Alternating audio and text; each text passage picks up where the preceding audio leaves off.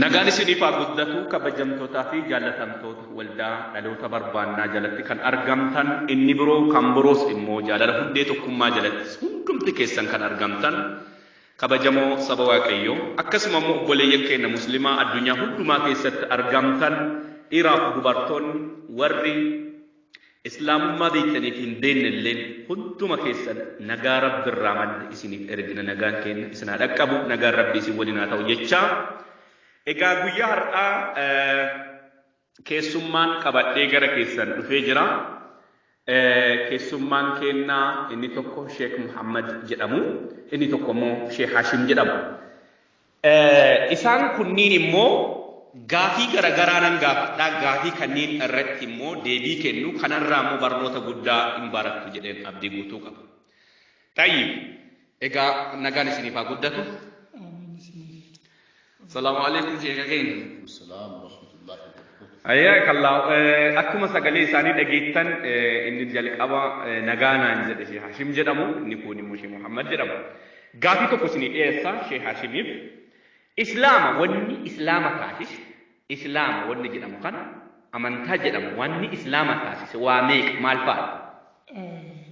سجلي كيسانو الكبات تاتي. إسلام وعشان أركان إسلام عشان إن درا شهادة التيني لما ندق شهادة لا إله إلا الله وأن محمد رسول الله قسم صلاة نجرا زكاة نجرا صوم نجرا حج نجرا وانتنا من الإسلام جرنا إسلام ما قلتون واشلم كلا جيجو هاي زمان نبي محمد دور أتو محمد علم عبد الله جرى نبي يمات في جده حلق حراء وكان جبل النور جلتي جبريل لتي في قرآن كرينا جئتني ودوق إنسان برد بجهاب لما تقر إسلام ما هيفينين درات إسلام ما هو تنجلي أمين درات إسلام ما زمان درات فين إسلام ما زمان درات قرآن في حديث في سكس مسيرة دار تبنت الله إسلام ما ننتر بارك الله شيخ غافي سنغافة شيخ محمد السلام عليكم غافي إسليف أبو شيني إسلام مان أركان شيشاني جد إجرا أركان شانن تونيمو زمن محمد أفجل قبض أمله وان أشدور جل قبض ميت. أوكي جاه سوني مو أركان إيمانا جها جدام. إس أركان إيمانا جهان تمالشين. أركان الإسلام إيمانا جهان كوني أن تؤمن بالله وملائكته وكتبه ورسله واليوم الآخر وتؤمن بالقدر خيره وشره من الله تعالى. هيجا وبالقدر خيره وشره من الله تعالى جتني شر اللي رب مرة يفتيجور. أكبر سيس إسلامات تي شر اللي رب مرة يفتياني تي برسيس هنجتشو سان. أما يا أبو لسكي يا ربي ما قبل لسنتاتو دبنتني شر اللي كرب برا يفتاتي أكم كجي شيطانات كجي ربي غراغر ما نسمع تعالى الدعاء برسوسة كنات. أجي فتوة كيني جيجا أكنا جو ربي ما قبل لسه أصون تين برنون يكون الدبول ما بجنن القرآن اللي فاسألوا أهل الذكر إن كنتم لا تعلمون وان بين الرجافة نوان جرب جافة تاجرا إذن اللي وان قدر ربرتو وجي ربي في وجي شيء أنا وشاكين رب الرجاء فتاته خير رب الرجاء فتاته غرا من جرا كنا مالي نوت ربين كنا سبحانه وتعالى وانت تلتو وانت غاري كفتو رب برا دفا حمتون تلله رب براي في جدي كان دبت حديث النبي محمد مالي حمتون رب براي دفتو اك اصلت حمتون رب براي دفتو رب براي علم نمات فونت مغاري كفتو نما دفو كان جلو ما شاء الله إيجا أركان إيمانا جهة جتني جرتو تكفان أن تؤمنوا بالله ربي تأمنوا دا وكتبه وملائكته ملائكون هنجر تجرني أمنوا دا صدفان وكتبه جرم كتبين كن إنه فاد كتبه كن وكتبه وكتابه وسجد كتابة تقوشتا وكتبه جتشون كن أمو كتابة توراتي كتابة إنجيلي كتابة زبوري كتابة سوف النبي كتاب نكونين حق رب بنبرا بو أمانا إيتي برسيس نكون برسيس جودا حتى أمالي نموني أمو كتابة كنا حق رب بنبرا بو أمانا إنزال إسا أمانا مالي إتأمانون قبني إتنهين أماني إتهين أمانني إتأمانون قبني قروا كتابة كنا تجودا إيجا شيني توكو كتابي كان إنزال إسا وكان بؤيتي قفا أمانا مالي شرعي إسا وكان مو شرعي إسا تين أمانو جدا بكا كان رتشي هاشم اسم مال جتان إيغا بؤيتي أمانو شرعي كيس جروت اللي أمنا كنا قرآني قولوا آمنا بالله وما أنزل إلينا وما أنزل إلى إبراهيم وإسماعيل وإسحاق ويعقوب والأسباط تجي أجرا قد سكى آخر آية لا نفرق بين أحد أجرا إسلام يكون وإسلام ما نمتاسس كيسا سلاي قرآن أدو غرغر قودين التأمنا جئر عم إسلام ورد في جي أنكم الإسلام يوسف bakka kanatti rakkoo guddaa tokkotu jira nu bira warra sheekullee bira qur'aanni of hin danda'u aslan namatu jala deemee hiika ulamaatu jala deemee hiika gizee tokko tokko immoo mataa keenyarraa illee fuunee irra kaa'uu hin dandeenye fakkeenyaaf kitaabni asiin duraa shaarameera waan jedhu ittiin bul'ina waan jedhu qur'aanni hin faallessa qur'aanni hukumii isaa ittiin akka bulmaata argan akka duniyaatti illee ittiin murteeffan akhiratti illee akka jireenyi isa keessa jiru qur'aanni nu ibsa garuu nuti immoo ofuma keenyarraa kaafnee qur'aana kanaan kitaaban asiin duraatitti amanuu jechuun ofumaa ofirraa murteessine malee itti amanuu bu'uu isaa qofatti amanaa ka jedhu ragaan hin jiru qur'aana hadiis irraallee.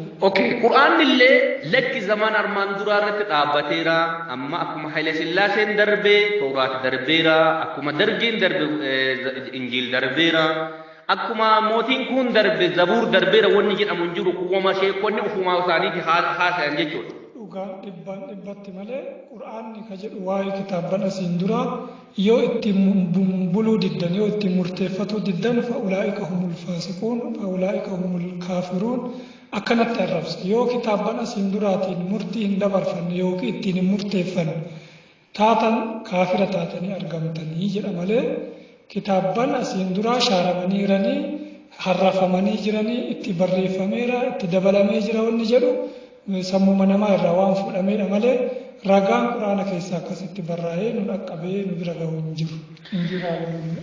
Kabajamtootaa fi dhaggeeffattoota waldaa dhaloota barbaannaatii fi kan biroo jalatti argamtan akkasuma immoo jaalalli hundee tokkummaa jalatti argamtan waan baay'ee irraa barattuu jedheen alimman kanarraa waan hedduu irraa barattan jedheen abdii qaba. Kitaabileen arma dura turan fakkeenyaaf nuti amma akka afaan Oromoo Wallaggaatti macaafa qulqulluu kan jennu akka afaan loqoda Arsiitti immoo kitaaba qulqulluu jennee kan waamnu akka kitaaba afaan Arabiitti immoo kitaaba al-muqaddasaa jennee kan waamnu kun immoo darbeeraa jedhu sheekonni warri Islaamaa. Quraanni isaan harkaa qaban garuu hin darbine ittiin murteeffachuu ittiin murtii kennuu qabdan ittiin buluu qabdanii jala kitaabni isaanii. Kanaafuu maammoo leelaa fotoo leelaa ta'aa jira dubbiin kun. Tayyib marree gaafii isinirraa qaba sheekatti. Qur'aanni ergaa kitaabilee kanneen itti amanaa jedhanii sheekonni immoo waan biroo lakki zaman isaa darbeera ka jedhu taateeti. Amma ummaa islaamaa kanaaf itti gaafatamummaan isaanii eenyu jettanii yaaddu? Kitaabni kun kitaaba Tawraatiif Injiili kitaaba haqaa Rabbiin biraa bu'e ta'uu isaa kitaabni yookaan ammoo furqaan hin mirkaneessa waan ta'eef كان ولو أنهم أقاموا التوراة والإنجيل وما أنزل إليهم من ربهم لأكلوا من فوقهم ومن تحت أرجلهم جدا مدمان كتاب بولي كان أيو رب برا وان تيفي مد إسا رب برا كان تيكن اتأمنوا وككبوا بني آدم كندا فكتئ نبيون إساني كتاب بولي كان لين إرجمن بر إساني در بني بر إساني لفيرة أورندا قروا كتاب يكون كتاب رب العالم وان تيفي كتابه هندر بني وان تيفي كتابة ألوتا دربوان تيجي كتابة كانت تكون بني آدم هندرو فرشوف التأمنو كيس إسات أكما قرآنني كيس إسات التأمنا هدى ونور كتابة إنجيل كان كيس أجل ما في إفتو جرات ما جدتي كتابة كان كيس إسات التبولي إسان جرات شو كبا إسان أمو كتابة كانت بلو هنقام ورجل وكنا فمو إنه ما يك عن أكجر كتاب ربي كانت ورهم بلف كان أكجر القرآن ما نوال فكايو في كان اتقافتهم ما كان قبو وكان مو علماء مسلمة تجرا هاي إيجا كتابة كانت أمن جركن إسلام في جرارة إسلام ما نمو وان أتوكو كانت تقوتا جركن إسلام مو أكب كتاب ربي كانت إيجا ورين أمن إنسان فاسقة كافر وان جلتي إنسان فاسقة كافر كتاب ربي تورين أمن جرمان كنو kabajamtoota saba waaqayyoo waldoolee kamiin jalatti argamtanii dubbii kana kan dhageettan barnoonni kun wanni inni baratamuu fi kaayyoon isaa saba islaamaa amantaa islaamummaa duukaa jiru gara jireenya dhugumaatti yookaan immoo islaama sirrii akka ta'u al-islaam wa salaam islaama jechuun nagaa jechuudha Really nageenyi kan argamu immoo yoo dhugaa hin qabatin yoo kitaaba rabbirraa bu'e hin qabatin islaama dhugaa ta'uun irra hin jiru yoo Iisaa hin hordofin Yesuus Kiristoos hin fayyisaa lubbuu isaanii godhatanii yoo duukaan bu'in islaamummaan sirrii akka hin jirre akka isaan beeksiftaniifin kana isiniif rikardi gochuutti jira. Tayyib islaamummaan maali? Islaamummaa jechuun nagaa jechuudha. Islaamummaa jechuun waan of danda'ee yookiin nagaa buusuu ta'uu qofa malee waa'ee azaabaatiif waa'ee jannataa sadarkaa ittiin nama ga'u miti. Inni kunillee daangaa qaba, bakka ka'e illee qaba. Akkuma beekamu islaamummaa yoo jennu gaafni isiin jalqabamte jaarraa 1441 wayiin dura nama maqaan isaa Muhammad Abdallaa jedhamuun dhufte. Isa san Qur'aan illee isaa mirkaneesse laa shariika lahu wa bizaalika umirtu wa ana awwalul muslimiina jedhee maqaa lamaan waamee ture. Muslimas ofiin jedhee islaamummaallee akka isaan jalqabe. Akkasuma gaafa lola Badriillee ummata nama 300 qabatee lolatti bahee gaararra koree yaa Rabbi yoo ummata kana har'a fixxe islaamni ammaan achi si'iif sujuuda godhu yookiin si'iif sagadu hin jiruu jedhe. Kanaaf islaamummaa walumaa galatti zabana dhiyoo kan jammaramte yoo taatu islaamummaa jechuun nagaa jechuu qofa malee turgumii biraan qabdu. Karaa ittiin jannata seenan karaa ittiin azaaba seenan waan jedhan karaan isiin irra nu keettu hin jiru. Nagaa maaliif akka nagaa taatu qofa hin ibsiti. Garuu akkuma nagaa jedhamtu sanittuu nageen hin jiru. Maali jihaanni jira, lolli jira, dubartii namaa abbaa manaa jalaa baafatu hin jira, haga barbaadan fuudhu hin jira. Akkamitti nagaa jennee gaafsan nagaallee mirkaneessuu fi dandeenya. Hayyee kabajamtoota saba Waaqayyoo iddoo hundumaatti jirtaniif akkasuma obboleeyyan kee dhiiraaf dubartoonni bakka hundumaatti argamtan kan muslimootaa dubbii guddaa irraa barattan jedheen abdii irraa qaba. Amma dhugaatii adda addaan tokko isiniif qaba. Gaafiin isiniif qabu waa'ee dubartootaati. Gaafiin isiniif qabu waa'ee dubartootaati. Islaamummaan waa'ee mirga dubartootaa ilaalchisee maal barsiisa? Mee isin naa ibsaa fi Muhammad? Islaaminaan waa'ee mirga dubartootaa ilaalchisee baay'ee dhiibbaa guddaa kan qabu yoo ta'e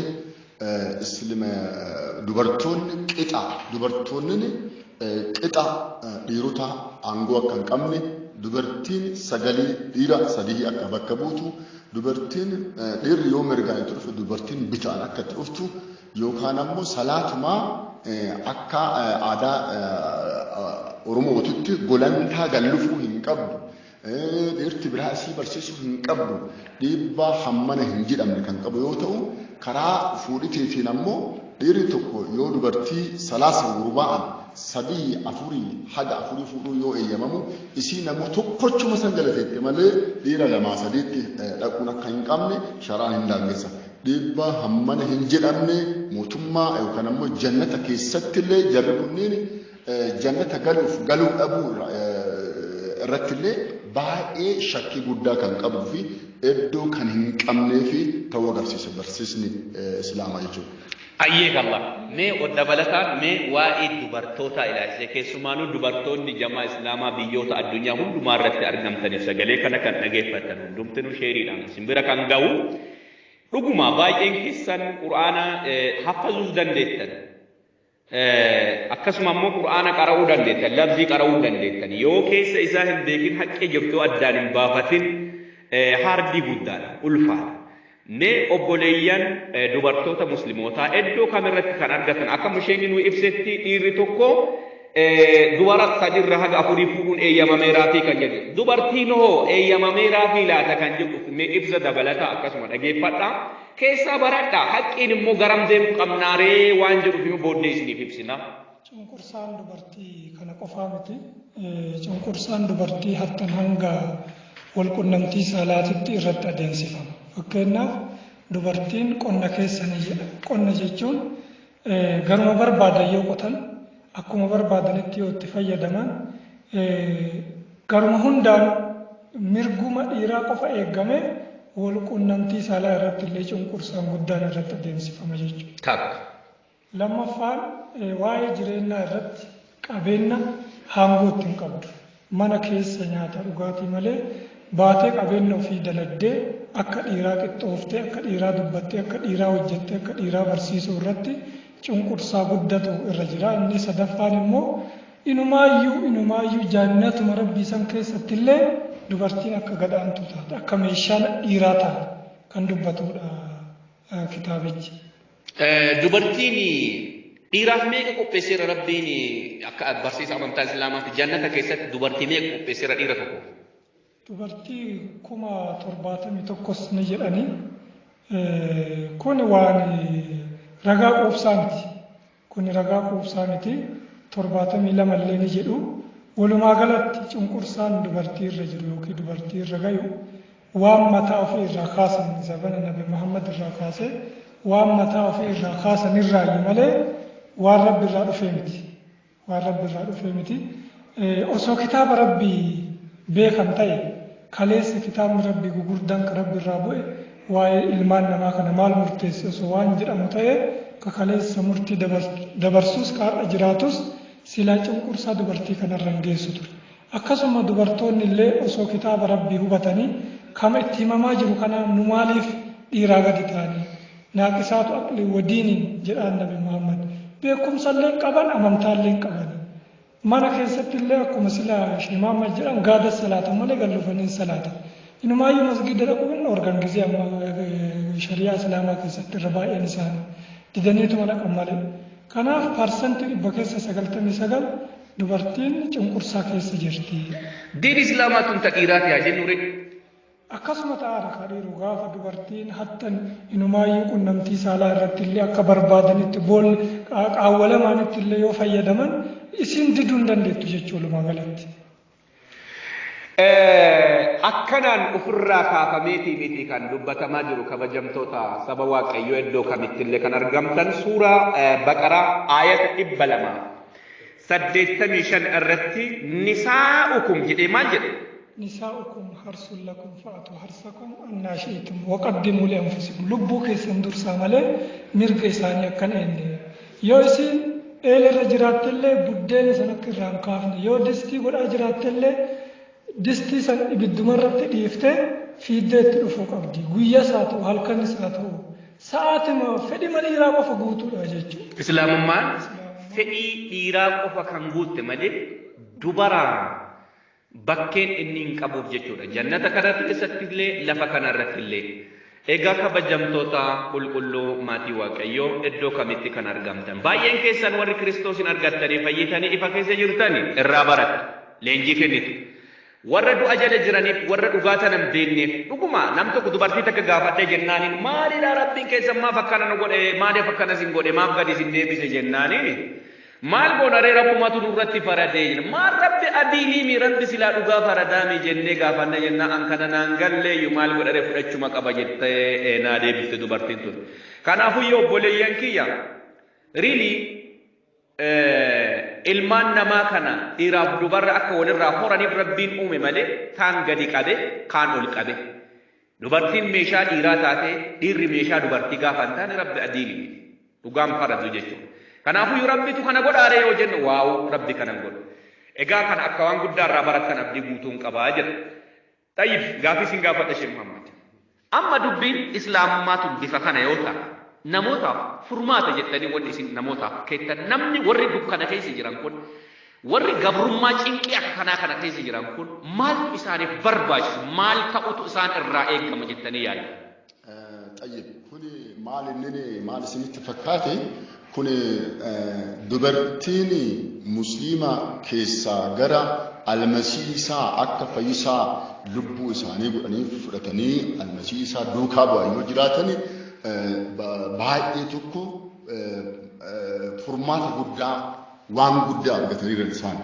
Kanaafuu namoonni hundinuu dubartii qofaa osoo hin taane baniin aadamee hunduu banii aadamiitiif jecha rabbiin sagalee isaa akkuma quraana keessatti wakalimatuhu alqaaha ilaa maryam waruuhun minhu فآمنوا بالله ولا تقولوا ثلاثة انتهوا خير لكم أكما فآمنوا بالله ورسله آمنوا بالله ورسله أكما ربي جلسلتي ربي جرم قرآن جل سجليكية أكما ربي جرم قرآن جل أكما قرآن سجليكية sagalee kiyya Iisaan kun jedhe kanatti sagalee isaa kanatti amanuudhaan sagalee isaa kanaan jireenya abadal aabadiin argachuudhaan hundi banii aadamiitu gara jireenya almasiisaa kanaanii jannata rabbiin yookaan immoo shayxanni aadamiif hawwaa jannata keessaa baasisanii kallattii ittiin argan rabbiin waan karaa kan nu akeeku karaa kanaanii ilmaan aadamii hundi dubartuu qofa osoo hin taane dhiiras dabalateeti gara jannata karaa almasiisaatiin argachuu qaba. Ergaan ani uummata musliimaatiif dabarsu kana jechuudha. Isaan yoo amanuu barbaadan isaan kun eeyyannaa inni fayyisaa lubbuu kootiiti jedhanii yoo amanuu barbaadan eenyummaa isaa kana yoo galuu fidhale isaan eenyu jettanii saba kanaaf ibsitu. Isaan tokko akkuma amma Quraanni amma dubbatetti sagalee Rabbiiti. Sagalee Rabbiitu banii ilmaan aadamii daladdee fi samii dhufte waan ta'eef isaan kun fayyisaa banii aadamiitiif Rabbiin samii erge.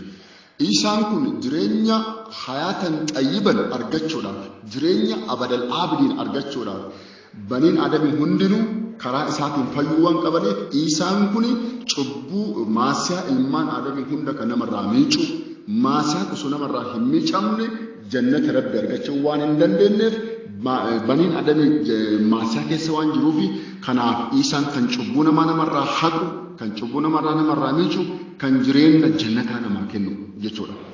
Barakata egaa kabajamtoota waa'ee Iisaa gaafa dubbisan Sheekh Muhammad namummaa fi waaqummaa isaa yookaan rabbummaa isaatiin ni kalimaa rabbii ta'uu isaatiin rabbi foon namaa uffachuu isaatiin nama kanaafuu foon namaa kan uffate sagalee rabbii akka ta'edha kan ibsaa jirani nama kan ta'e nama fayyisuudhaaf natti fakkaata. Ayyee nama ta'e nama fayyisuudhaaf kallattiin hayimaanotiin namni barbaadatu namni ittiin fayyuu hin dide islaama yoo fudhanne carqii ijatti uffatti malee cubbuun dhiifne dhiira yoo fudhanne areeda guddise malee cubbuun dhiifne kanaafuu haqqiin jirtu almasii Iisaa fudhatanii namni gara ifaatti deebi'uudha. Ifa kan jedhe kitaaba al-muqaddasaan kun kitaabni qulqulluun almasii Iisaanii ifa akka ta'e injiila Yohaannis boqonnaa 8 lakkoofsa 12 irraatiif mallee boqonnaa 12 lakkoofsa 46 irra jira jechuudha. An ifa addunyaati jedhe namoonni dukkana keessa kan deemin an ifa ta'ee gara biyya lafaa dhufe jedheera. Kanaafuu namni gara ifaa dhufaa qabaa jedhaa jirtan. Barakaata. Salaamu alaikum. Amma wanni isin gaafadha. Qur'aanni Iisaa eenyummaa isaa daballiidhaan Iisaan eenyu kan jedhu Iisaan eenyu jedhaan Qur'aanni maal jedha waa'ee Iisaa kan ammallee daballiidhaan akkanaan himutan barbaada. Iisaa Qur'aanni waa'ee bifa sadiin dubbata. Tokkoffaa namummaa isaa nama ta'ee dhufuu isaa malee nama ta'ee uumamuu isaan dubbatu. Nama ta'ee dhufee dhalate. Nama ta'ee uumamuuf dhalachuun garagara jechuudha. Dachiifsame. Uumamuu jechuun dhalachuu jechuun maffaxarna mawwalad walada halaqa create or the born wanni jedhamu kun afaan garagaraatiin garagaraa jechuudha. Iisaan hin dhalate malee hin uumamu. Iisaan hin dhalate malee hin uumamu. Waan jiru wayittu samii dhufee dhalate jechuudha. Waan maal ta'e waan dura jiru. Ayyee. Dura jiraatu isaa Qur'aanatu nu hima. Sagalee kiyyaa. Bifa sadiin hima Qur'aan. Tokkoffaa sagalee kiyyaa. Lammaffaa kunii kiyyaa. Sadaffaa ilma. Osoo hin dhalatin dura ilma jedheetti moggaase jechuudha. Ilma eenyuuti?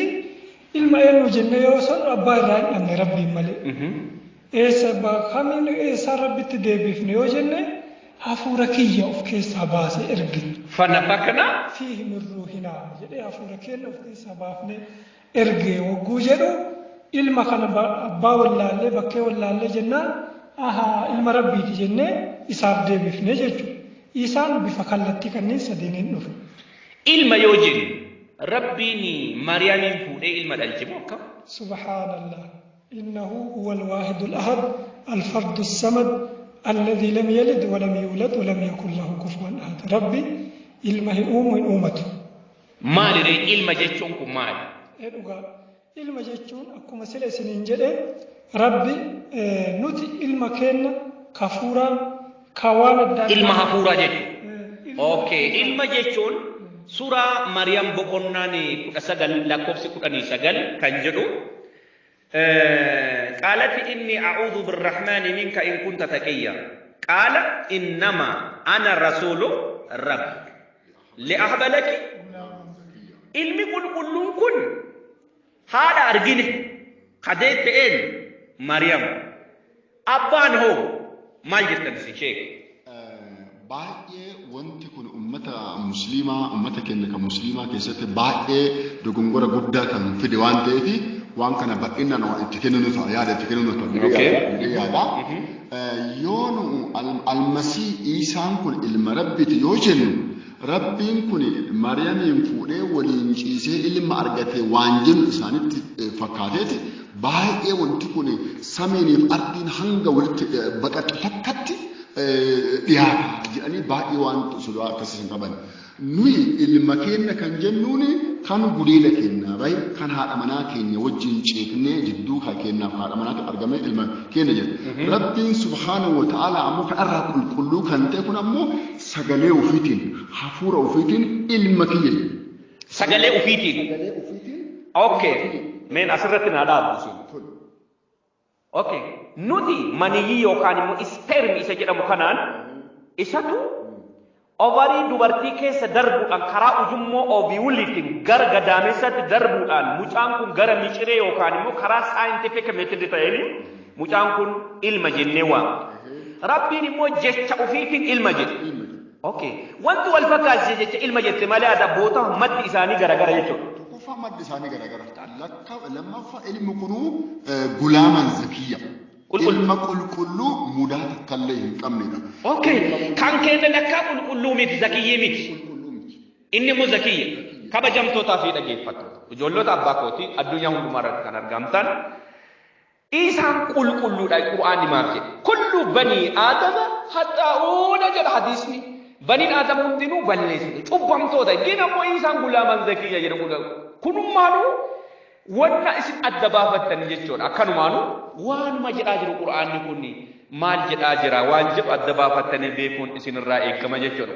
Kanaafuu iyyuu Iisaa kana amanuudhaan Iisaan waggaa 2020 hadhaa Rabbiin kalimaa ofii ilmaan namaa jannatatti deebisuudhaaf jedhee gara biyya lafaatti erge. Nam isa yoo amane jannata gala malee yoo isan amane ሃይማኖተኛ yookaan immoo amantaa qaban amantii osoo hin ta'in amantaa qaban amantaa jechuun ሃይማኖት jechuudha amantii jechuun immoo jireenya jechuudha wanni isin beekuu qabdan amantiin namni Kiristoosin amanuudhaan gara jireenya bara baraa akka inni dhufuu qabu gara hayaatal abadiyyaa gara jireenya bara baraa dhufuu akka qabu Qur'aanni illee lafa kaa'e Qur'aanni suuratul Zukhruf boqonnaan 49 lakkoofsi 61 inni guyyaa qiyaamaatiif milikkita akka ta'eefi namoonni immoo karaa isaa deemuu akka qabu ofii isaatiin affa isaatiin wattabi'uni jedhee maal jedhe haadha siraan mustaqim na hordofaa karaan qajeelaan kana jedheera kanaafuu injiila Yohaannis boqonnaa 14 lakkoofsa 6 irratti almasii Iisaan ana huwal xariiq aw ana huwa haq ana huwal hayaat karaan dhugaan jireenyis anaan yoo ta'e malee eenyullee gara abbaa isaa dhufuu hin danda'u jedhu. Kanaafuu karaa Muhammadii illee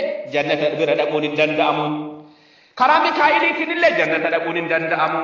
Karaa kamiin illee eessallee dhaquun akka hin danda'amne adaraa beekuun isinirraa eegamaa jechuudha. Kabajamtoota saba Waaqayyoo gaafii gabaabduu tokkotti bichaa isiniif kaasa.